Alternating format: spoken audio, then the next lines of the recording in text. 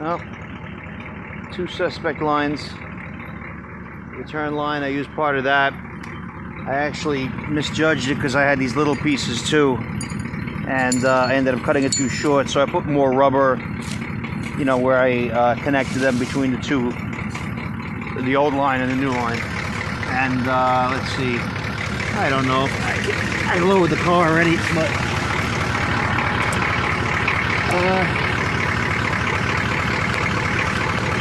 that's the main line. A little bit of rubber. The rubber I ended up, like I said, I misjudged. I don't know if I can see all this. Oh, that's got to be diesel because I bled the filter. I don't know.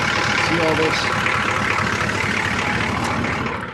this? Yeah, that leak was diesel fuel because it's very hard to start a diesel once you got air in it.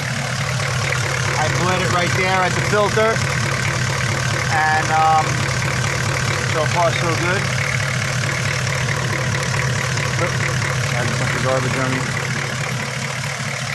Running all right, and you can see some new rubber lines. I kind of made that, like I said, I made that the return line a little too long on this end and too short on the other end. And I made a little S going up here, but you can see the proper way to do lines. The return line doesn't matter much. There's really almost no pressure on it.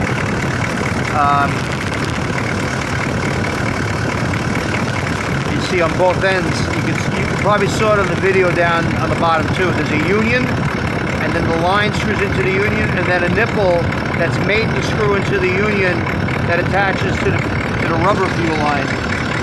You know, it kind of,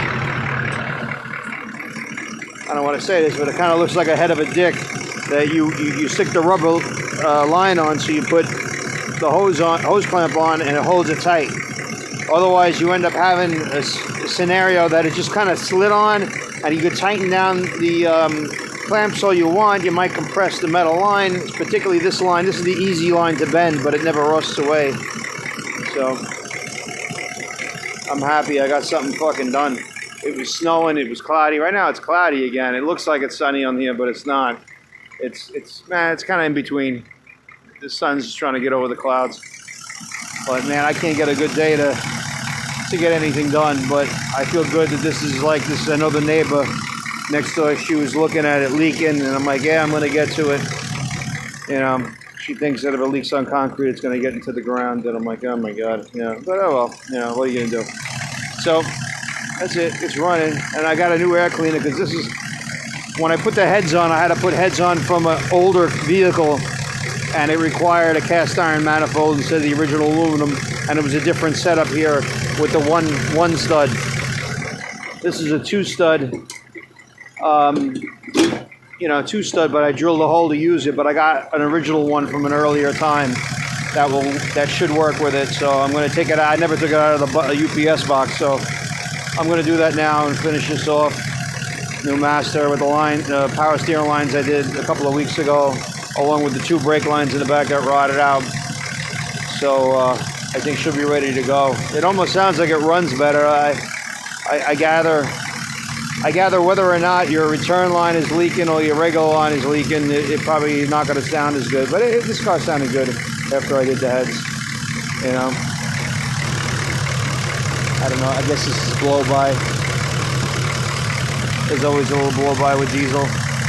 So this guy, the guy who sold me this, he made it homemade because it uses this guy, and when the newer ones use this guy.